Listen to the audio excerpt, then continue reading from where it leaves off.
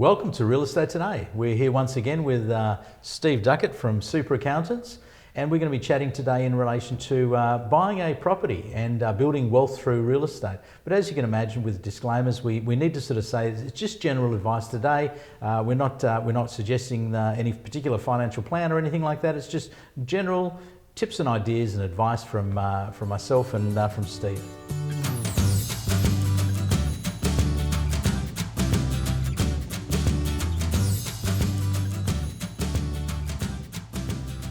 So it all starts, I suppose, when a young couple sit back and they say, I'd love to grow some wealth through real estate and actually have an investment property. How do we go about doing that? Well, we're going to cover those things today, and we're going to sort of go from the very beginning to the very end. And the great thing about Steve being here with us is we can cover some of those tax concerns or issues that may come up, and some great tips and ideas that Steve's going to be able to share with you as well. So Steve, would it be fair to say that it all starts with a goal, isn't it? A young couple saying, I really want to do this. Maybe they should write it down and start the typical goal planning. Great idea, Paul. Set yourself a goal so that the goalposts don't keep moving. You establish where you'd like to be and strive for that. Yes. Yep. Okay. And one of the things that I find that young couples maybe don't understand is that when you do set a goal towards something, it takes a lot of discipline. It takes a lot of commitment, and it also takes that be prepared to sacrifice to actually achieve the goal. Well, it's expensive, Paul. Nothing's cheap anymore, and technically they're going to have to save some money. And savings, goal setting, there might be some changes to your lifestyle in order to achieve that. Okay, so that probably starts out with saving money and having a budget of some sort and working towards saving for a deposit. What do you recommend is the typical deposit that most young couples should be aiming for? Well, excluding any first home buyers grants, the magic number is around 20% of the value of the property. Mm-hmm. That will avoid any purchaser needing to have lender's mortgage insurance, which can be quite expensive if you exceed if you don't reach the 20% deposit. In addition to that, you will need to pay your stamp duties and other fees, so it can actually be more than 20% of the value of the property. So on a $500,000 property, there's $100,000 that needs to be saved. Yes. As a deposit. Yes. And the interesting thing with the mortgage insurance is that some young couples think that the mortgage insurance covers them if they default on the mortgage. In actual fact, it covers the bank if they default on the mortgage, and the bank will still pursue the couple for their money. Correct. Yes. Yeah. That's the case. Okay. Now, I think one of the other things that is important, and I'm going from my experience here, is that it's really important to find a good accountant before you start on investing in anything, but investing in property, because there's so many accounting things that come up along the journey that you really need to be aware of. And so, how would we find a good accountant? What's the typical sort of thing that you would be talking to a young couple about? If For finding a good accountant, that's interesting. I mean, maybe it's on a referral basis. Maybe it's someone that your mother and father have used for many years. But I think having some history is great. And that might put you in a place where you're comfortable speaking to an accountant, no matter who it is. You're going down the track, years down the track, you'll work out and realise whether you've been getting good advice or not by talking to other people, and you go from there. In buying a property, I think it's definitely a good idea to go and speak to your accountant so that you're aware of what you're up for, what you're able to claim, how it's accounted for, and how it affects your income tax position. Yes, I think that's a really important part about your income tax position. And when it comes to investing in any sort of asset, we're talking property today, the way you hold that asset's important too, isn't it? In the way of whose name it goes into. I know when we were actually purchasing, it was advised that it goes in my name rather than my wife's name at the time. But there's so many different ways you can actually purchase the property, whether it be a superannuation fund or but joint names. What's your thoughts there? If it's if we're talking about a couple, you have options, whether it's in the male or one partner's name or the other partner's name, or it could be in joint names, in both partners' names. From a tax planning point of view, if the property is being negatively geared, running at a loss, sometimes it could be ideal to have that property in the name of the higher income earner. If the property is running at a profit, it could be more benefit to have the name of the property, title to the property in the lower income earner. when both have similar income, joint names can work as well. Now the flip side to that is down the track, when you go to sell the property, it's a little hard to forward forecast who's going to have what income from a capital gains tax point of view, because then any profit on the sale of the property will go into the income tax return of who holds title to the property. So where the high income earner may have been receiving the deductions for the negative gearing along the way of owning the property, when they come to sell the property, if there is a capital gain, well then it's going to go on top of that high income earner's income. So a bit of crystal balling, but Hence, I think the reason to sit down with someone like yourself that's qualified, that can actually navigate that, initial planning of, what's going to be best years down the track. I think the important thing is that the conversation's had so that all parties are aware of why it's gone into one party's name and not the other, or why it's gone into joint names, and what the outcome could be, will be, when the property's sold. So it's an informed decision as to on whose name the property's going to be purchased in. Okay, and I think with all investments, there is a certain amount of risk involved, and you obviously see clients come through and maybe they've overextended themselves and they're finding it difficult. Now they've got a property, and others maybe have built their wealth from actually having lots of property or properties. So there's a degree of risk that goes in any investment. But one of the things I'm finding personally is that a lot of clients don't understand the cycles. They buy a property and they think, well, I'll buy something and in 3 or 4 or 5 years' time I'll sell it, where in actual fact the real estate cycle goes for, people have said for a while now, 7 to 10 years. You sort of go through a boom and a bust in that period of time.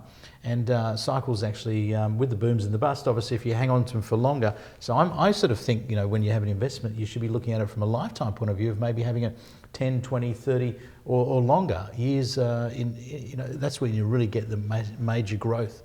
Would that be fair to say? Oh, I can't answer that one, Paul. Can't answer that one? Sorry. I'd probably leave that to the goal setting and to each individual. That's true. Look, the thing about it with markets going up and down, and we're finding in today's market, we're in Western Australia in Perth, and the market's been pretty flat for a couple of years now. And so people that bought, in the boom, in 2014, there was a little bit of a mini boom there. They're actually finding that prices actually haven't grown. However, it's just a short period of time. So if we were to look back in 10 years' time and say, how's it going? Well, of course, one would assume they would have actually gained some growth out of that. And then go 20 years' time, and of course, there should be some substantial growth by that stage.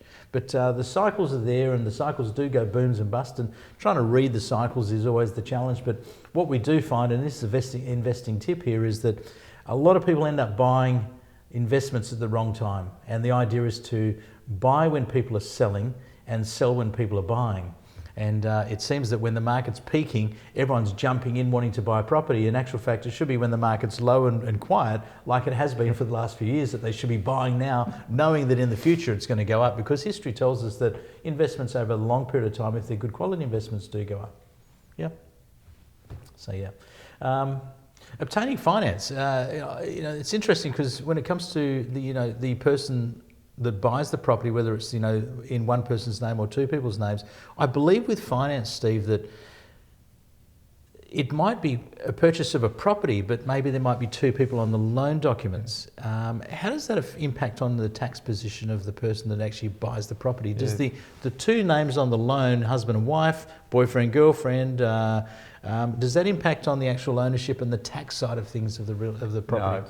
No, the deductibility of the interest on the loan belongs to the person that has title to the property. So whether the loan is in joint names or in the name of the person that owns the property is irrelevant. It's a mechanism for obtaining finance for the property, the title to the property. That person will have a full deduction for the interest on the loan. Okay, that's really good to know. And when it comes to obtaining finance, is it wise to use a broker, do you think, or go straight to the bank? I would use a broker. Yeah. I think you have a little bit more flexibility. As long as they're not aligned with one institution and they're giving you options with what other lenders have available, you'll get a broader range of what is available. You can see what's out there, and you can pick and choose to the product that suits you best. Okay.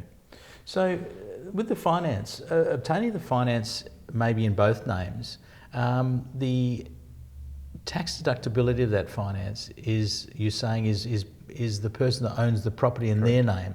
So the higher income earner might own it in their name. The wife might be at home with the kids, let's say, and they're not, as a higher income earner, maybe they're working part time. So the advantages of being in one person's name in that scenario might work out well.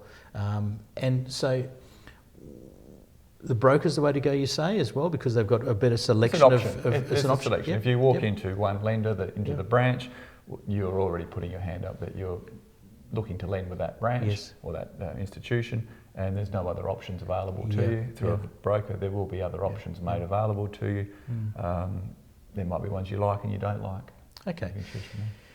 One of the things I found personally which works well is that when I get finance for a property is that I have an offset account. And the offset account, my understanding is that, you know, any savings that we get or, you know, income can go into that offset account. Christmas money, birthday money, all those sort of things can go in the offset account, which actually reduce your mortgage repayments. Yes. And with that offset account, you can actually withdraw from it if there was a rainy day situation that occurred. You can actually take money out of that without it affecting your mortgage. Correct. And from a tax point of view, because some people, if they don't have an offset account and they were to redraw on the mortgage, that would affect them in a way, wouldn't it? The offsetter account's a separate bank account from the mortgage. They sit side by side. The example would be if you had a mortgage of $300,000, the interest per month is calculated on the $300,000. If you have an offsetter account and you have $20,000 in the offsetter account, the interest is calculated on 300, take the 20 on $280,000. Your repayments are the same each month. It's just that less is allocated to interest expense and more is allocated to principal being reduced to reduce the principal or on the loan amount. So I think offsetters are a great idea.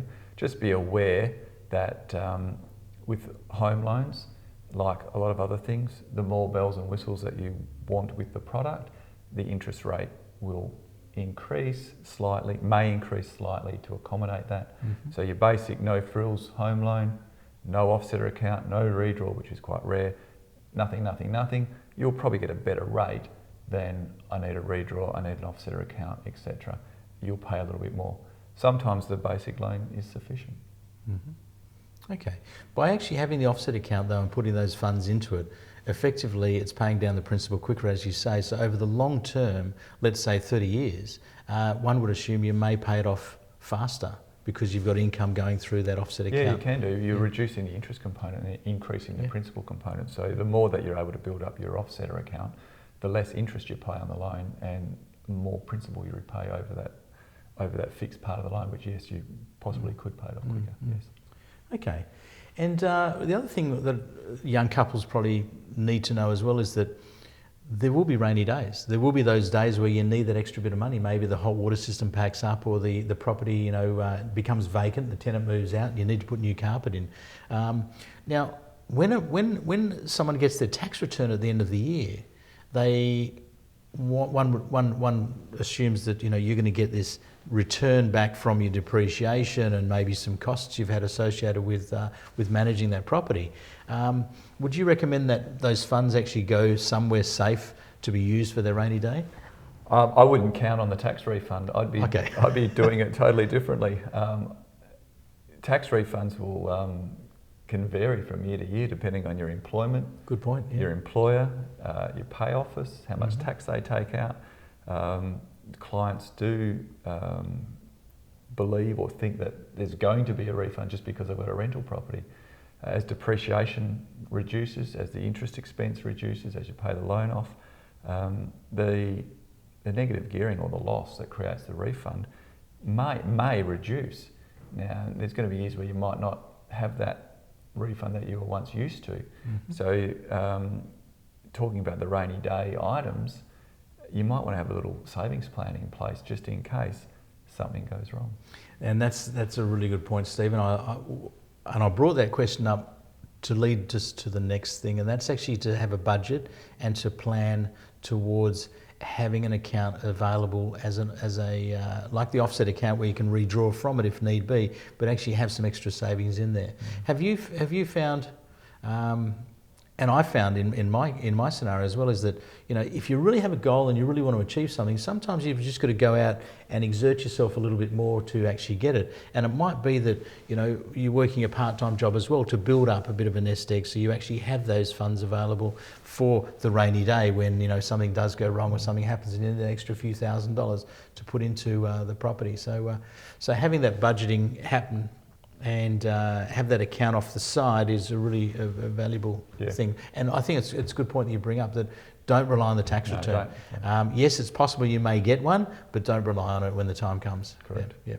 So, because you don't want to be in a situation where you don't actually have any savings in your pocket for that rainy day, as we call it in Australia. So, alrighty. So finding location, I suppose, but that might be where I come into it. Is that, you know, how do you find the right location? And I think one of the things that we mentioned on one of our other videos is to actually go and look at your budget once you've actually got your finance in order. Is to actually discuss, you know, what suburbs fit into that budget you might have. So let's say it's $300,000 or so that you can actually spend. Find the suburbs in town that actually have the $300,000 properties.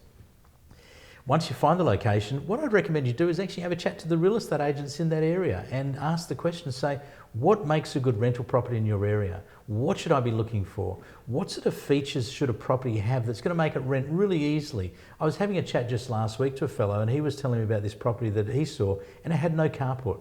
It had no garage. And he said, you know, what happens in winter when you've got to, you know, get from the car to the house with your shopping and, you know, you're going out to see friends and, you know, you've got to walk from your house to no carport, no garage, and get wet along the journey. You know, so that little feature, he was saying that, you know, in a rental property, when he's always looking for a good sized carport or a good sized garage. So something as simple as that might be one of the features. But we did actually cover this in one of our other videos as well, is, you know, some of the important points. And I know Ingrid later will be showing you some property that we have out there that you'll see some great features of as well. But finding the right house is really important, and the agent, I think, can help there. Any thoughts at all with that? No, not at all. Think stick with the people that the professionals, and that would be your local agent in the area. Okay, excellent. That's a good idea. Finding a house with a tenant might be a good idea as well, is to find a house that's already a rental property that has a tenant. Now, from an accounting point of view, would it be wise for that purchaser to obtain some details about the property that's currently rented, come back to their accountant and sit down with some of those figures and actually go through it and sort of model, you know, how it will look for their position? Yeah, that'll give the purchaser an insight as to the rent being received, incomings, and an understanding of the outgoings, depending on the property. You know, is it a unit? Is it an apartment? Does it have strata levies, body corporate? You know, they're additional fees that don't necessarily apply to, you know, the standard house in the suburbs. So to get a good snapshot of the income and expenditure, yeah, that would be a great idea. Yep, excellent. And the advantage, of course, having the tenant there is that, as Steve says, you know exactly what income's coming in and what's going out. So that's vital, I think, is if you can find one with a tenant, you walk into a cash position straight away where you've got income coming through. With properties, sometimes that they will be vacant, and we'll be talking a bit about that later on. So we found the property, or we found a property with a tenant, and now we need to negotiate the price. Once again, I think it's a matter of becoming very familiar with the suburb, the property prices in the area, and do your research. Research. Ask agents, go to home opens, check the property prices and find out what the properties have sold for. Ask the agents, and they're normally forthcoming with lots and lots of data and information. There's so much available nowadays, and find out, and sort of get an average. You know, one of the quickest ways, I suppose, is, you know, 3-bedroom, 1 bathrooms, let's say. What's the lowest price they sold for in the area, and what's the highest price? And then you go to the 4-bedroom, 1 bathrooms. What's the lowest price? What's the highest price? And then 4-bedroom, 2 bathrooms. What's the lowest price? What's the highest price? Suddenly, if you can get that information, you get a pretty good snapshot of what's available and what the property range is. And if that fits into your budget, fits into the mortgage that you've been pre-approved for, ideally, that would be a good start. And then, as I say, talk to those agents and ask them, what are the features? And it might be some of the features that I can rattle off at the top, you know, is definitely the carport and the garage idea, definitely the air conditioning.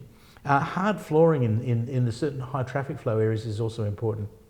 Having carpets in hallways isn't always the best thing. Having carpets from front doors isn't always the best thing, but having tiled flooring in those areas can be very good. Having easy care gardens can be a very important point. Sometimes houses that are on large blocks of land might be great from a point of view of, wow, we could develop it one day, but how will the tenants for the next 10 or 20 years go maintain that garden?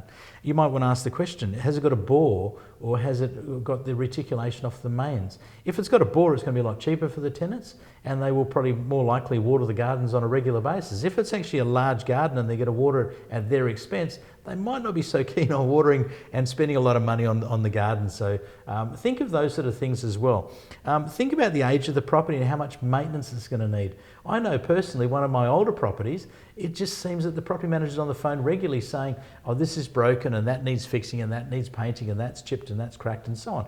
And we're spending a lot of money on it, but we do know the long-term potential might be a bowl over and actually redevelop the block.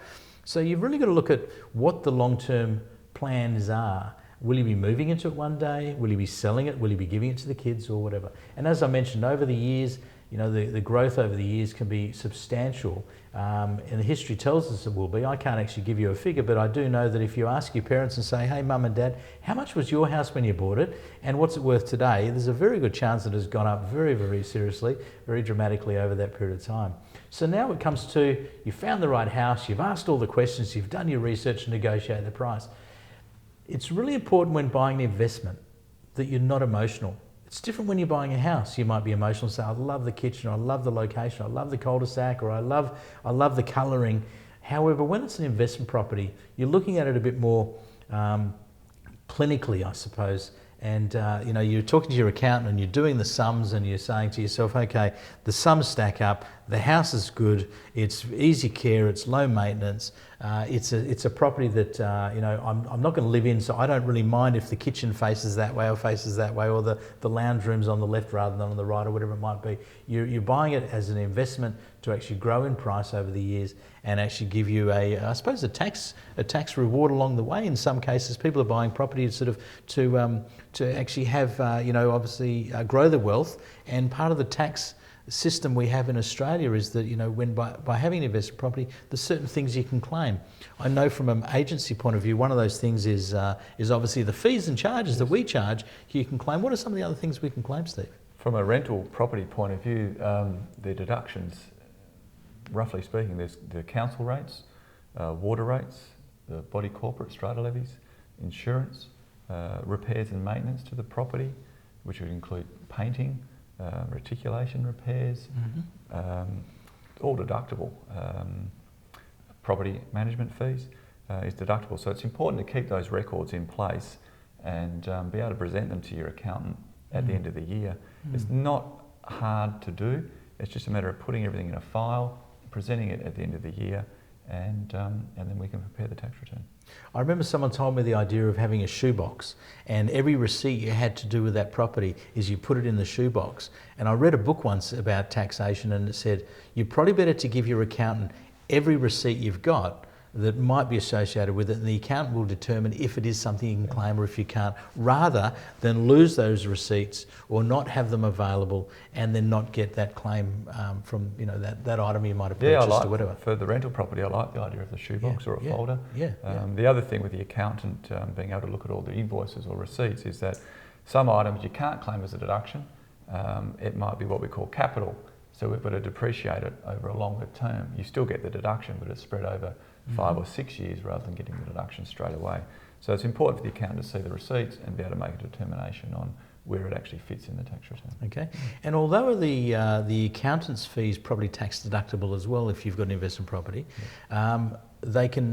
people can actually reduce the amount they actually pay to their accountant by probably, although the shoebox idea is a good idea, what if they had an Excel spreadsheet and they actually documented everything as they purchased something, as they had an expense, they put it onto an Excel spreadsheet, they stored all the invoices for their rates and taxes and corporate body fees or whatever it may be in a folder, and they went to an accountant and said, here's our Excel spreadsheet, here's our folder of proof with all of our receipts. That'll obviously save a lot of time and energy from an accounting point of view. The good thing with that is the client, the owner of the property, actually has an understanding of the incomings, the rent received and the outgoings and what they're spending their money on. So the more that you do, being the client, the better the conversation we can have about the property.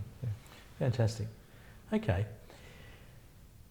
Insurances, you mentioned insurance. Now, one of the things that sparks my thought on this, and this is a really important part from an investment point of view, is that landlord protection insurance is one of those insurances that everyone's promoted to have, but a lot of people don't have it.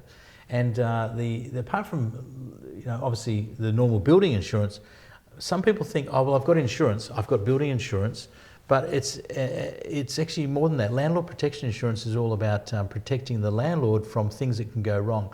Like tenants that may default on the rent possibly, or tenants that might have done some sort of damage or whatever it may be. It's a big topic, the landlord protection insurance, but it's an insurance that's worthwhile having for sure. We'll talk a little bit about how landlord protection insurance comes into play when we get to the good, the bad, the ugly part. Okay.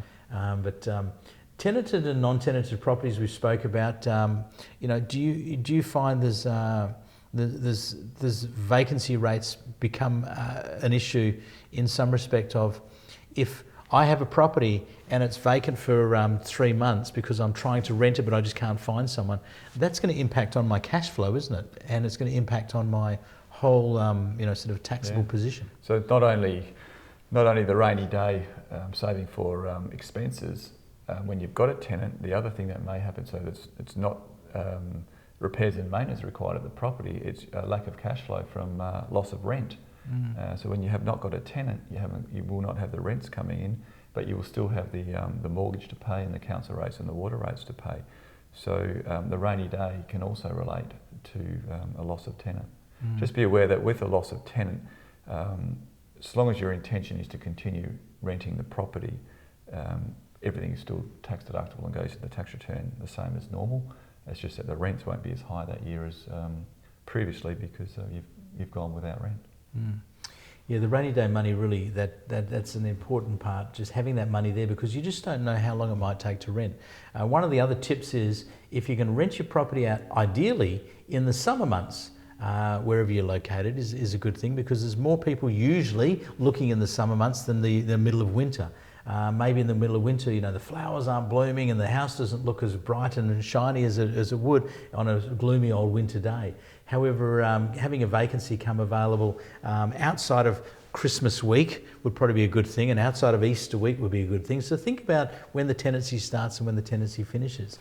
One of the things that came up the other day, which was really interesting, my business partner Ingrid, who you'll meet later on the video here, mentioned, and she mentioned this to me in a meeting that we had, and she's actually written a blog on our website. And she mentioned about renting to friends and family. And it's very common, and I've done it before as well, is to rent to friends and family can be fraught with danger. A couple of the dangers of this. Sometimes family or friends think, it's my friend's house, so it doesn't matter if I don't pay the rent on time. It's okay, he's my mate, she's my friend or whatever, and if I'm a bit late, it's no big deal because no one's going to tell me off.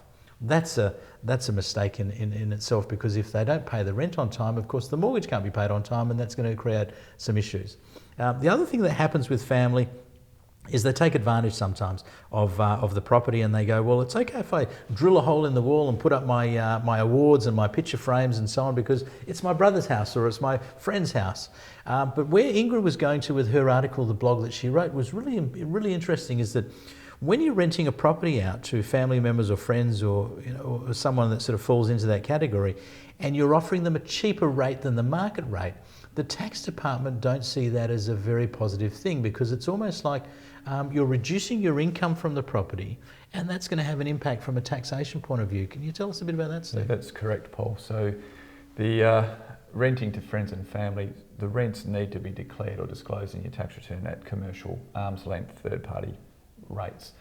Discounting the rate will reduce your income. So instead of collecting $20,000 a year, you're only collecting $15,000 a year in rent.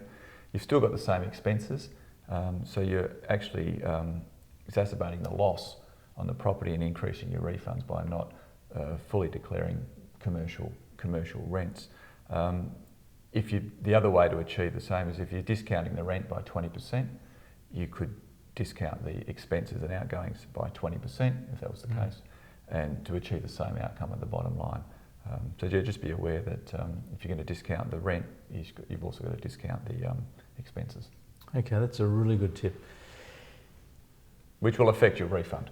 which will affect the refund. Or tax payable. And that brings me back to what we originally started with, and that was the goal of building wealth through property and actually having a plan of having it for the long term. So if you're actually growing wealth and you're building your wealth, you should always be looking at the market rent or increasing it on a regular basis rather than actually giving a discount because it's your brother-in-law or sister-in-law or something along those lines. So market rent's really important. Now the good, the bad, the ugly is what we call it when it comes to, over a period of time of owning a rental property, you're going to have some great tenants. They're the good ones that pay the rent on time, they look after the property, the gardens are well kept, they keep everything pristinely cleaned as if it was their own house. The bad is that, and people hit hard times, and I think we've all sort of known someone that might have hit hard times at some point where they lose their job or they're going through a separation and they can no longer pay the rent, which means that if they can't pay the rent, we might not, as an owner, be able to pay the mortgage. So that's the sort of the bad position. And then the ugly is when something goes pear-shaped and they stop paying the rent, but they're living in the house and you can't get rid of them, and then they start trashing the property, and then the house starts deteriorating, and that's the ugly. So the good, the bad, the ugly. So let's have a chat about the good. So how do you find the good tenant? I mean, everyone wants the good tenant, don't they? How do you find the good tenant? Well, I think the way to find a good tenant is to have a good agency that actually makes good selection of tenancies by going through all the references, all the past history, checking on all the databases to see if the tenant's defaulted in the past, and working towards finding that ideal tenant that has a history of paying on time, doing the right thing, and maintaining and caring for a property. Now the bad is when things go bad in someone's life, and I've had this personally in my own situation where I had a tenant renting a property once, his wife walked out on him, she left him with the kids, he couldn't maintain the rental property. The kids obviously needed to keep going to school. They still needed, obviously school books and clothes and all those sort of things. And he found it overwhelming, and he had to stop work. And then of course he couldn't pay the rent. And so, once I was fortunate, I had that philosophy of having the rainy day money. So we started having to chip in and pay the mortgage whilst there was no money coming in. So that actually went bad. We eventually had to go to court and actually get the person to relinquish the agreement that they had. And then we had to go about claiming on landlord protection insurance. So things do go bad from time to time, but let me just tell you this, that when they do go bad with one tenant out of many that you may have over a period of time, it doesn't mean it's time to sell the property and let's throw in the towel and that's it, because we've got to stick to our goal of what we actually originally started out with, is building some sort of wealth through property. And when you will have a bad tenant from time to time. Let's hope you don't, but you may do. And when you do, you just got to move on and get on with it and get back to finding a good tenant. And it could be happy days from that point onwards. Now the ugly, we spoke about insurance before, landlord protection insurance. When things turn ugly and the person stops maintaining the property, stops paying rent, there is things that you can do to actually help you there. And one of the things that we've got is a great court system in Australia where we can actually take the tenant to court.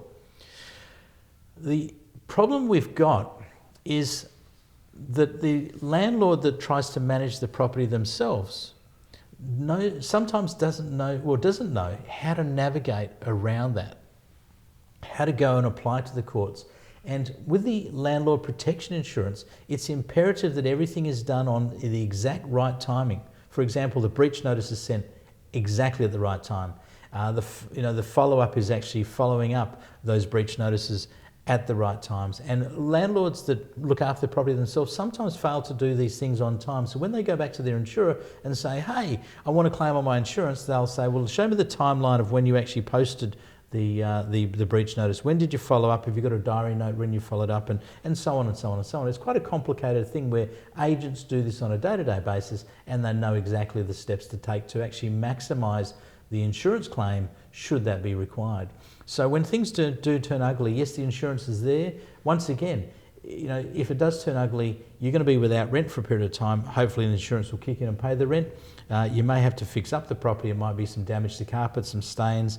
It might be some damage to walls. It might be some chips and scratches and bumps, which might require painting, which means you won't have any tenancy for a period of time, which means you don't have rent, where the insurance can kick in there and actually assist in those areas, if you have a good policy, of course. So that's another topic in itself. That might be another video for another day. But when it comes to those sort of damages that may occur, now there's different types of tax situations when it comes to fixing a property after damage, or repairing a property after damage, or improving a property after damage. So let's use some examples here. Let's supposing the walls have been chipped because they've shifted their furniture out in a rush, you know, and they don't care anymore, and they've got no jobs, they've lost their employment, and they've been kicked out by the magistrate at the courts, and the property manager's been on their case for weeks now, and they chipped and damaged the walls, and they damaged the carpet. Would those things be able to be claimed in that financial year? Or would that be an improvement to the property if they got those things repaired and fixed? I'll just talk, we only talk on history on probably my treatments, Paul. Chipping walls, I'd classify that as a repair and write that off in the year. If it was a small portion of carpet, a couple of $100, you'd probably write that off. If it was a replacement of carpet and the whole house, you would probably write off the old carpet. So you're getting a deduction for the old carpet, and then you bring the new carpet in and you start depreciating again. So each to their own. It's a bit of a grey area on the repair and improvement. You know, if you took the tiled roof off and replaced it with a tin roof, there's an improvement. Taking down an asbestos fence and putting up a colour-bond fence, that's an improvement. A panel of the tin fence got damaged and you replace the panel, it's a repair. Okay, so it's really important to keep good notes on each individual thing, so when you do sit down with your accountant, you can say, this is exactly what happened. Okay, that's really good, Steve. The damages that can occur and that have taken place at a property, sometimes they are really cosmetic and they don't look that bad to an agent, but to an owner that remembers his house 5 years before when it was in pristine condition, can be devastating. It can be really, really devastating. And it's at that point that sometimes people throw in the towel and say, that's it, sell the property. That's not the time to sell. In actual fact, once all the work's been done, the property's back to that same condition again. Now, you mentioned the word depreciation. Some of those items could be depreciated. It's interesting, we find, and I'm not sure about how you find it, but we find a lot of owners fail to get a depreciation schedule. It is an expense, and they're round about, I'm going to guess here, they're somewhere between, you know, let's say the $600 and $800, $900 for a depreciation schedule, but that schedule is really valuable to an accountant to actually work out the depreciation. Is that right? To pull it all together, yes, unless the client can prepare the same themselves. So you're depreciating items within the house. The client, the owner of the property, receives a tax deduction for it, the depreciation in their tax return, which then increases the losses within the return, which then generates less tax payable or a refund, whichever way you want to swing on that one. Just be aware that the write-down on the plant and equipment will come back into play when the property is sold. Well, that's certainly a topic that we'll talk about in just a few moments. But I suppose back to the good, the bad, the ugly, that investment does come with risk. And the risk with property, I dare say, is that, you know, property markets go up and they go down. Tenants can be good, bad and ugly. It's all part of the risk factor, I suppose. It's like a lot of other investments, you know, there's a certain amount of risk involved. And you mentioned about when it comes to, you know, the cost base and actually when you go to sell. Now, let's supposing this young couple's gone and purchased the property, they've, you know, saved and they've managed to get on top of the mortgage and they've paid off this property over the 30 or so years of their life, and now they're in retirement and they're thinking, maybe it's time to actually sell the property. We've gained some great growth over the years and we want to sell it.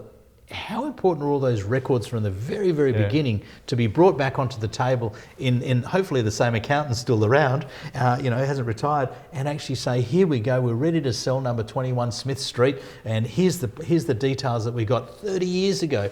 Do you find that's often the case they do that? Going back that far can be troublesome. You will need to keep try and keep a settlement statement on purchase from 20 or 30 years ago. You will have a settlement statement on sale, and keep a record of all the improvements that you've made to the property. Maybe you've only had the one accountant in that time, or one accounting practice, so all the records should be on file. If you've been changing accountants, the process becomes a little bit more difficult. So keep your records, keep it all together, and we will need all of that to calculate a capital gains tax situation at the end of on sale of the property. Okay, and I suppose that's another topic in itself, because there's so many complexities about that, whether the person's retired, whether they're still working, and so on when it comes to selling of a property. So we won't cover that today, but what we'll do is we'll just wrap up. Is there any other comments that you can make? So thanks for having me today, Paul. Great to have you with us again, once again. But we're going to go live now to see Ingrid out there on the road and look at some properties. So hi Ingrid, I hope you're having a great day out there in the sunshine.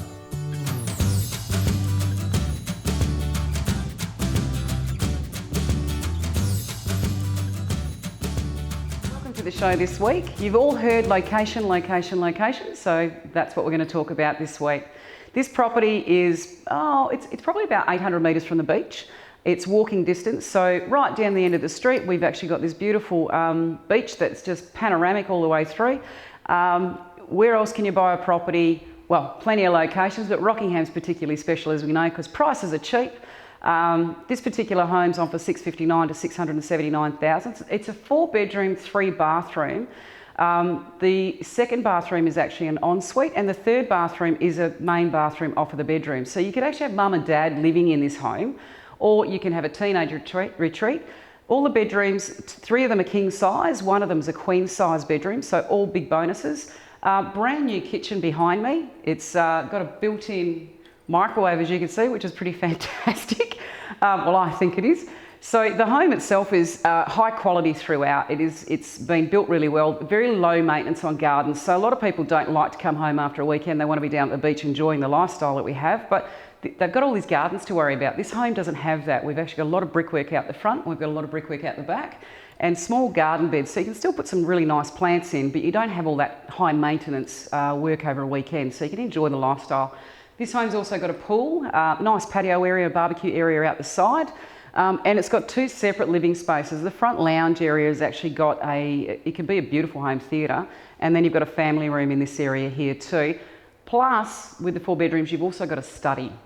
All right, so you can work from home, you've got plenty of access, new bathrooms, or not new bathrooms, new laundry, and it's just something you don't need to spend any money on. So if you don't want to do the work when you buy a home, you need to have a look at the quality of the property itself and whether or not it's going to fit your lifestyle. So the location is obviously the most important piece when you purchase a home. If you've got the money to afford to live closer to the beach, those areas will generally grow more in value than areas that are a bit further back. So in Rockingham, we've got a primary road through the area, and we tend to find that anywhere right-hand side of Fendham Street, which is the closest side to the beach, tends to value quite high when the market picks up. So these areas here have actually deflated quite dramatically through the boom and bust cycle that we've just recently had. Rockingham's starting to stabilise now, and we're hoping for some growth in property as we move along. So this really right now is a very good purchase in the current market. All right, so we understand location, but let's have a look at some of the features that a property can actually appreciate in value with as the market increases. So clearly behind me we have stone bench tops. All right, really high quality cabinetry that's been installed. You've got high ceilings throughout the home as well, which actually add value. In the master bathroom here, there is a spa bath. So these are all little features that people look for. A pool can be yay or nay for some people, but generally speaking, this close to the beach, it's still a pretty big benefit to have a pool in the backyard. And I know a lot of homes in this particular location have pools, so hence people are looking for pools. An outdoor living area, which is high quality again, which is fairly new in this home, will also maintain its value. It is a colour-bond steel patio, so hence what we have is a value on the home for outdoor living. And you've got an area through here, straight off the kitchen, that enters straight out to the entertaining zone that we have. Another thing to look for is space in a home. So as we go through this home, you'll notice the size of the bedrooms. So people nowadays, we've got teenagers living in our homes, we've got young children, and they like to have all the electronic toys, okay? So this particular home is perfect for that, due to the fact that 3 of the bedrooms are actually king size, as I said earlier. So there's plenty of room for the kids to grow into the home, not only through their young years, but also into the teenage years.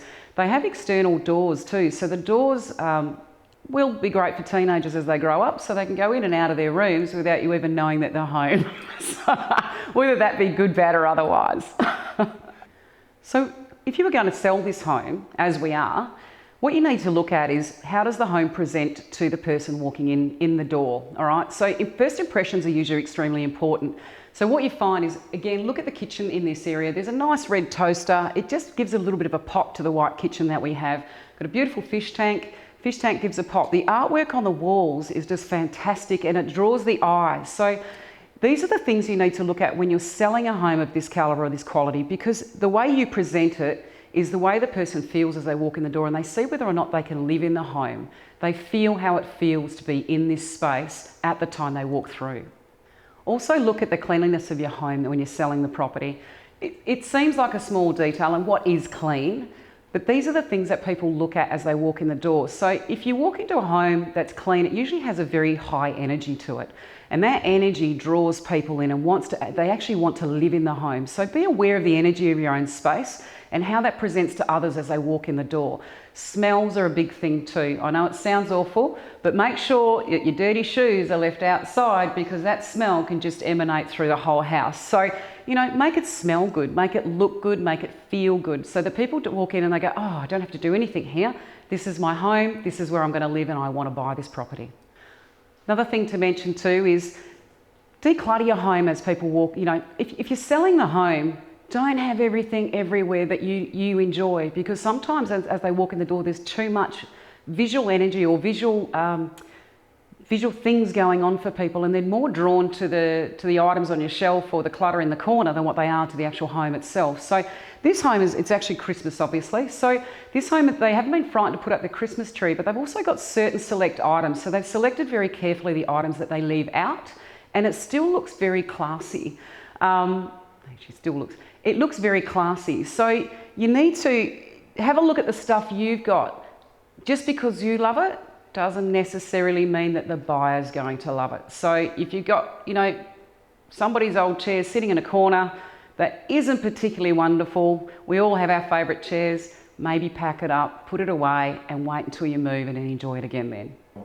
When you're displaying your home, have a look at the way this home's been presented at the time we put it to market. If you look at the doors have been left open, so it actually allows you to walk through the home and actually feel the outdoor areas when you're coming into it. So you can walk into your dining area, you can actually see straight out to the pool area, so you can feel like this open flow, and it's easy to walk through and see how you could potentially live in the home. All right, so here's a bit of a summary. We've ticked off location, location, location. Some handy hints that we've included for you in order to sell your home, and that a good agent can give you are actually quality fittings, space in your home. If you don't have that, that's okay, but make it look bigger by removing and decluttering and making sure that you put out some really nice items that draw the eye to people that they want to move their own things into those spaces. Leave your doors open, get rid of those smells, make it feel good, make it clean, bring the energy into the home that you'd really like these people to feel as they walk through the door. And this is the way that a good agent can help you source a quality home and also sell a quality home for a better price than what would actually occur through an agent who didn't really know what they were doing.